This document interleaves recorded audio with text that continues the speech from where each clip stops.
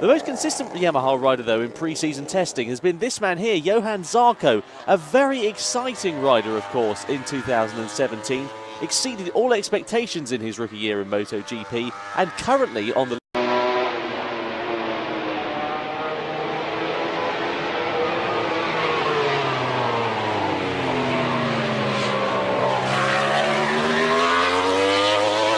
So let's not forget that Simeon has, of course, got more experience on the MotoGP bike, so Siren not doing too badly at all.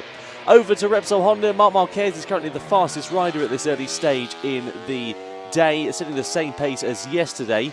The majority of the crashes are front end here. You know, you're pushing from a high speed down to a low speed, like we said earlier, and that trail braking bit right at the end, front tuck, and it seems to have got Rins a few times, Carl, and also, well, basically they all seem to be front end crashes. Most of the time he can save though, Simon, but not today.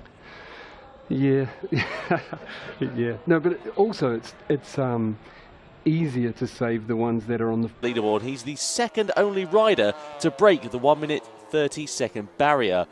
Over to Javi Siren, his new teammate, continuing his adaptation on the third and final day. He actually finished ahead of Xavier Simeon yesterday, the fellow rookie. His teammate, though, Danny Pedrosa, inside the top 5 at the early stages of day 3. The team are testing a new carbon swing arm on the final day. We've already seen it break cover. We're not yet to see it out on track, so we'll be keeping a keen eye on that in the latter half of the third and final day. Sarah Valentino Rossi's crew chief saying this morning that basically Honda and Ducati right now, as was the case last year, in effect, in return of the controlled electronics that have come in from Magneti Marelli last year, Honda and Ducati have just got their heads around what they need to extract the best out of those electronics, more than Yamaha. When Rossi gets on the throttle coming out of some of these low gear hairpins like turn 1, turn 2 and turn 12, he's just losing too much. The electronics are kicking in, there's too many cuts for anti-wheelie and traction control. That's losing crucial momentum going forward, and around a short lap like this where there is so much low gear acceleration, you can't afford to lose a thousandth, let alone a tenth. So yeah, there's a lot of work still to be done back in Iwata after what looked like a promising start. Maverick Vinales, of course, quickest when we returned from the winter break on day 1 in Malaysia, but since then it's been a pretty downhill slope, certainly for the Spanish rider, who's got a bit of head scratching going on.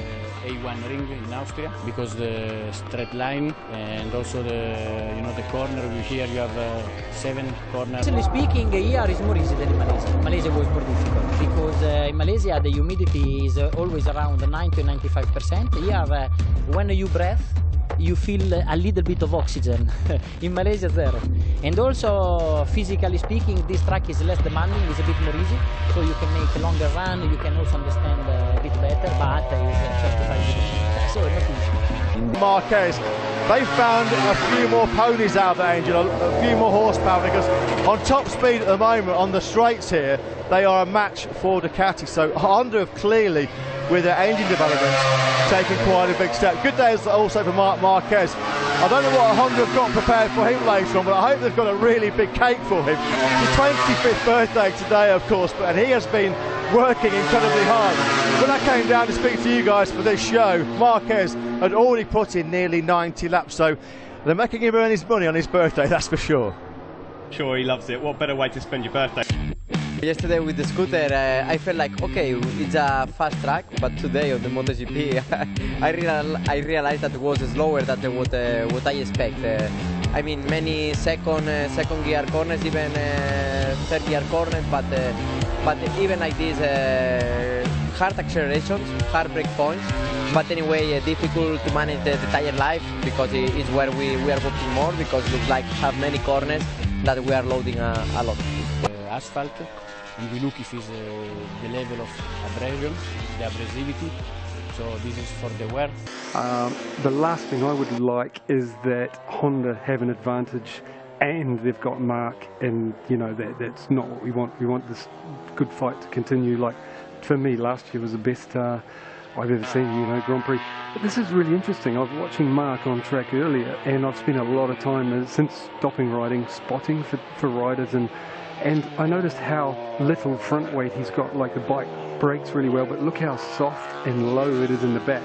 the bit, you know, you can see that rear wheel moving, and I think they're searching for grip, rear grip, and also to make the bike stop well. You know, you don't have too much front weight, you keep it a bit more on the back to so you can brake harder, you know, if that makes sense. And the more front weight you have on, you can't stop it.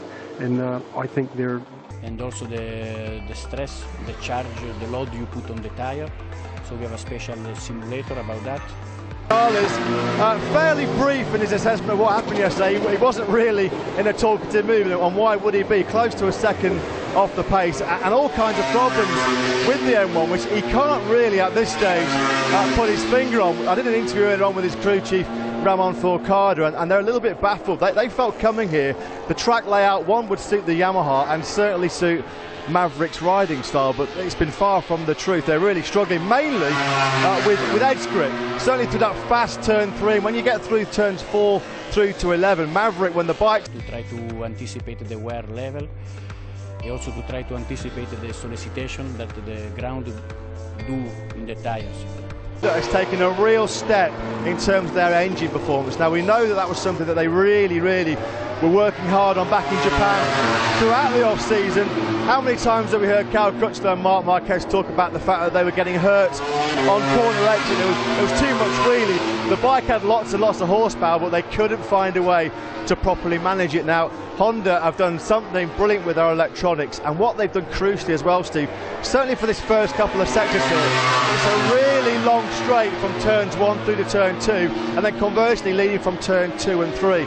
And the Honda engine, the new Honda engine, which has been picked and favoured pretty much by all three, Crutchlow, Pedrosa and... The track is quite good. The heat is super, I mean, one of the worst I ever tested.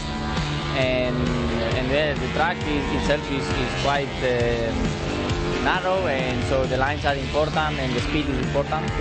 It's like kind of a hard braking circuit, you know. You have really, let's say, 3 hard braking points, but also some other corners you have like kind of everything. The hard braking is nice, but you have also like some directions change, and there it's very important to be precise with the bike, you know, to be really on the line, which is where I keep work on. The grip, the third corner 3, I like it a lot.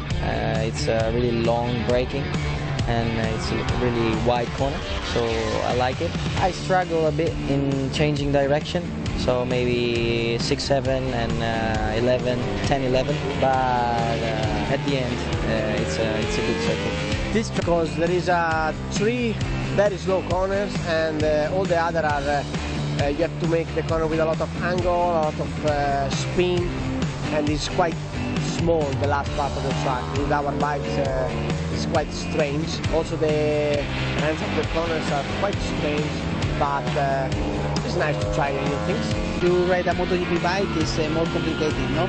Everything coming more narrow and more difficult, no? Especially the last 2 sectors are especially very critical because you have to choose the right line, otherwise you lose a lot. There are 2 or 3 maybe key points, and one is the exit of the first corner, because there is a long straight then, and you have to be fast all the straight, and it's important to go out of the first corners faster is very important.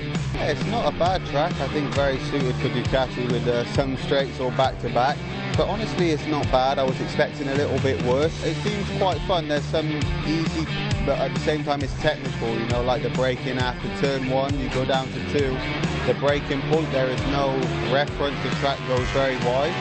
So this is one area that seems easy, but it's quite technical, and the circuit is quite nice for me. Track, I think, is many riders say easy.